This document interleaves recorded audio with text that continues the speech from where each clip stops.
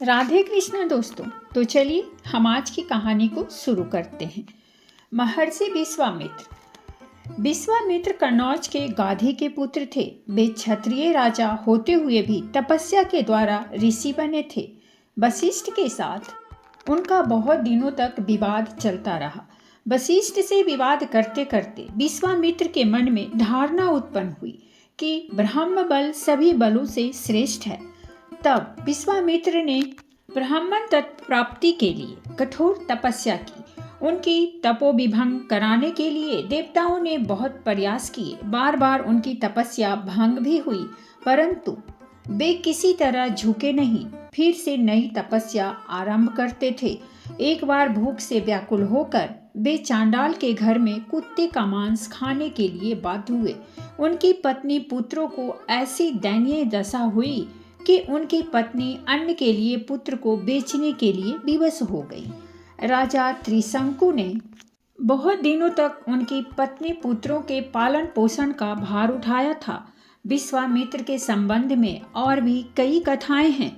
वशिष्ठ के मुख से त्रिशंकु के पुत्र हरिश्चंद्र के दान की ख्याति सुनकर उनकी दानशीलता की परीक्षा के लिए एक बार विश्वामित्र उनके प्रसाद में उपस्थित हुए। जो भी उनसे प्रार्थना करता हरिश्चंद्र वही दान कर देते। विश्वामित्र ने हरिश्चंद्र से समस्त पृथ्वी दान स्वरूप मांग ली। हरिश्चंद्र ने बिना सोचे समझे वही दान कर दिया। फिर विश्वामित्र ने दान की दक्षिणा मांगी। हरिश्चंद्र सिधाई से बहुत धन रत्न देने चले। विश्वामित्र बोले, इन सब पर अब तुम्हारा कोई अधिकार नहीं। तुमने जब पृथ्वी दान कर दी तब ये सब पहले ही मेरे हो चुके। तुम अपनी पत्नी पुत्र को बेचकर मेरी दक्षिणा दो। हरिश्चंद्र काशी के एक ब्राह्मण के घर में अपनी महिषी शैब और पुत्र रोहिताश्व को बेचकर कुछ धन एकत्र कर लाए, पर वह भी दक्षिणा देने योग पर्याप्त नहीं हुआ। तब वे काशी के मणिकर्णिका शमशान घाट पर स्वयं को एक चांडाल को बेचकर विश्वामित्र का ऋण चुका पाए। शैब ब्राह्मण के घर में दासी बनकर रही। पुत्र रोहिताश्व ब्राह्मण की पूजा के लिए फूल तोड़ते थे। एक दिन फूल चुनते समय सर्पदंश से रोहिताश्व की मृत्यु हो गई। शैब मृत पुत्र को संस्कार हेतु मणिकर्णिका शमशान लेकर आई। हरिश्चंद्र और शैब एक दूसरे को पहचान नहीं सके। हरिश्चंद्र ने संस्कार के पैसे मांगे। शैब राजा हरिश्चंद्र का नाम लेकर विलाप करने लगी। तब पति पत्नी एक दूसरे को पहचान पाए। वे मृत पुत्र के साथ चिता पर प्राण त्यागने के लिए उद्धत हुए। पुत्र को गोद में कर राजा ने किया क्रंदन, कहाँ चले गए बापू रोहित नंदन। यह धर्म करते दुख दिया नारायण, अग्नि में जलकर आज त्याजूंगा जीवन। तब चंदन काष्ठ में जलती चिता, मध्य में बैठा पुत्र, पास माता पिता। जब देने वाले थे जलती चिता अग्नि में जीवन, तब धर्मराज बोले प्रकट होकर साक्षात, अग्नि में जलकर क्यों त्याजोगे जीवन, मैं जीवित कर दूंगा तुम्हारे नंदन। बद्ध हस्त फेर कर बालक के अंग में विष ज्वाला दूर हुई, खोली आंख अचानक कृतिवास।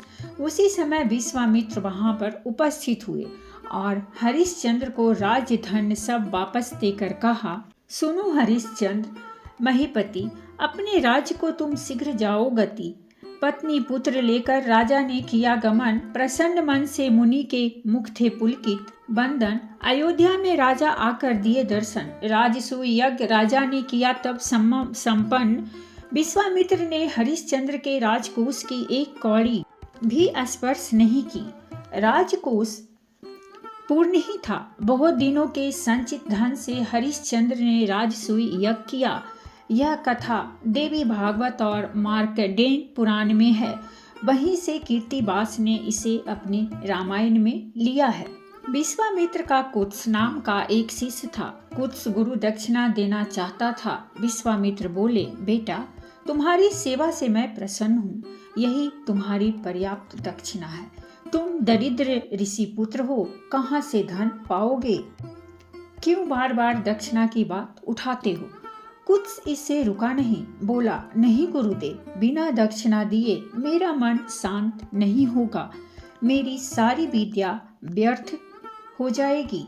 विश्वामित्र तब झुंझलाकर बोले, अच्छा दक्षिणा दोगे?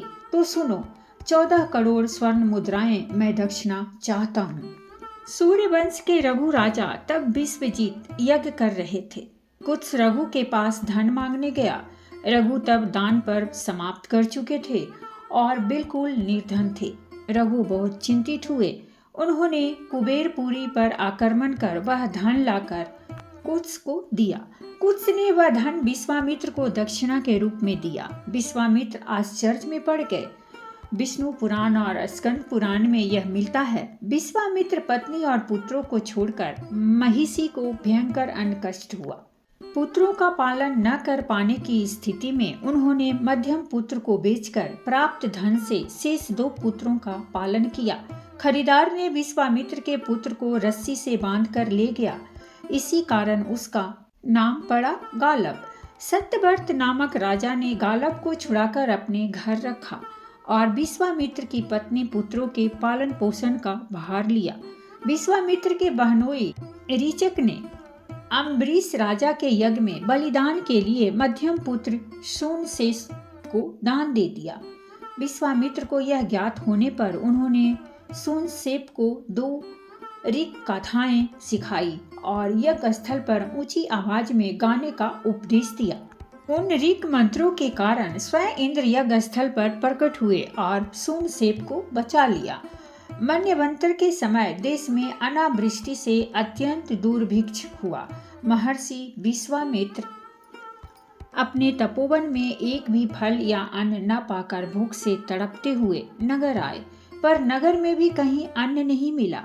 वे नगर के अंत में चांडाल पल्ली पहुंचे। दिन चांडाल पल्ली में भोजन का और भी अधिक अभाव था। चारों ओर मृतदेह, कुत्तों, गीधों द्वारा खाए शरीर, हड्डियों का ढेर पड़ा था। बहुत खोजने पर भी उन्हें भोजन नहीं मिला। चांडाल पल्ली लगभग निर्जन। एक चांडाल शिकार कर जंगली कुत्ते का मांस लाया। भूख से व्याकुल विश्वामित्र घर के बाहर से देख रहे थे। उन्होंने सोचा, जीवन रक्षा के लिए चोरी करने में दोष नहीं, यह मांस चोरी कर लेना चाहिए। रात में जब वे मांस चुराने चांडाल के घर गए तो चांडाल ने उन्हें पकड़ लिया। चांडाल ने उन्हें मारने की तैयारी की। तब विश्वामित्र बोले, मैं ऋषि विश्वामित्र हूँ, भूख से विवश होकर तुम्हारा मांस चुराने आया हूँ, मुझे क्षमा करो। चांडाल ने पहचान कर सम्मान पूर्वक कहा, पहचान नहीं पाया, अपराध क्षमा करें, पर आपने मेरे घर से निषिद्ध मांस क्यों उठाया?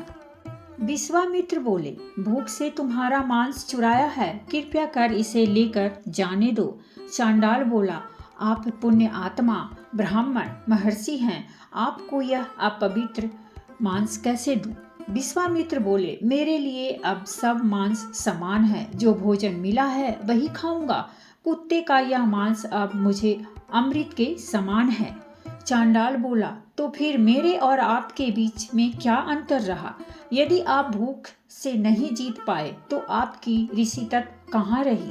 विश्वामित्र बोले, सही कहा, तुम और मैं भिन्न नहीं, तुम्हारी तरह मैं भी भूख तृष्णा से व्याकुल हूँ।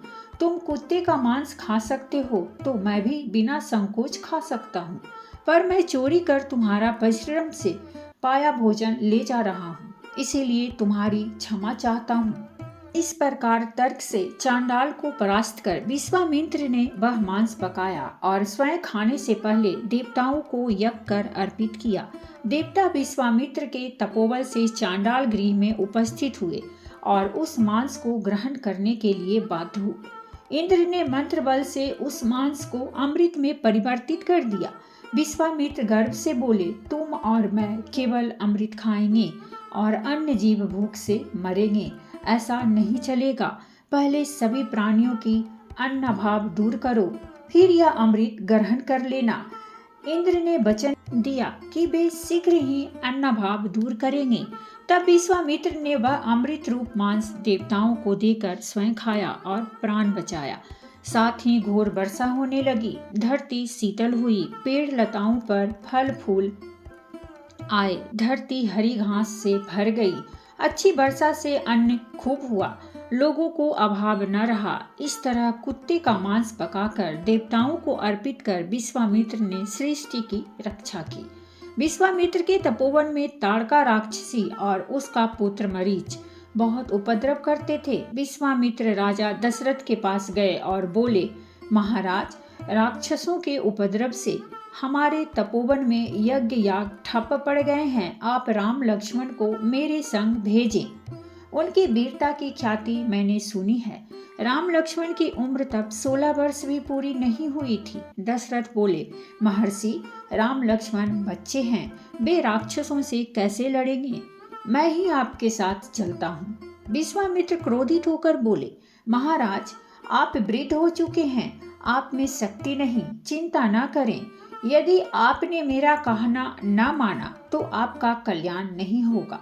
यह कहकर विश्वामित्र ने श्राप देने की भी चेतावनी दी। दशरथ विवश होकर राम लक्ष्मण को उनके साथ भेजने की तैयारी कर दिए।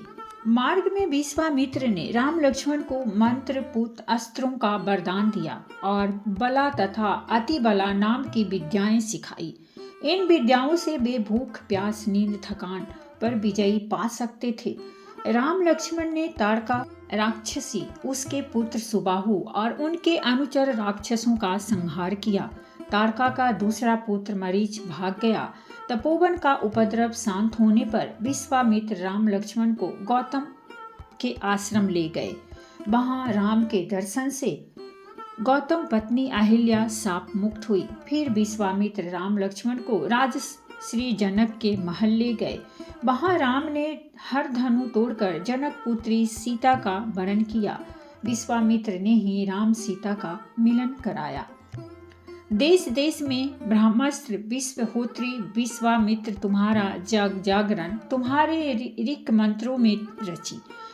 सुपत्रा सरस्वती विजित भुवन आज गायत्री के साथ अति बला विद्या कहते तरुण श्रावणों में सत्य शिव और सती मिलन के प्रजापति राजश्री भवनों में रामायण, स्कंद पुराण, कुर्मन पुराण, देवी भागवत, महाभारत, मत्स्य पुराण, वामन पुराण, विष्णु पुराण, मार्कंडेय पुराण आदि सभी पुराणों में विश्वामित्र की किसी न किसी कथा का उल्लेख है। तो दोस्तों, ये थी हमारी आज की कहानी और अगर कहानी पसंद आई हो तो प्लीज़ हमारे चैनल को सब्सक्राइब कीजिए, वीडियो को लाइक और शेयर जरूर कीजिए। कहानी सुनने के लिए बहुत बहुत धन्यवाद। मिलते हैं हम एक नई कहानी के साथ।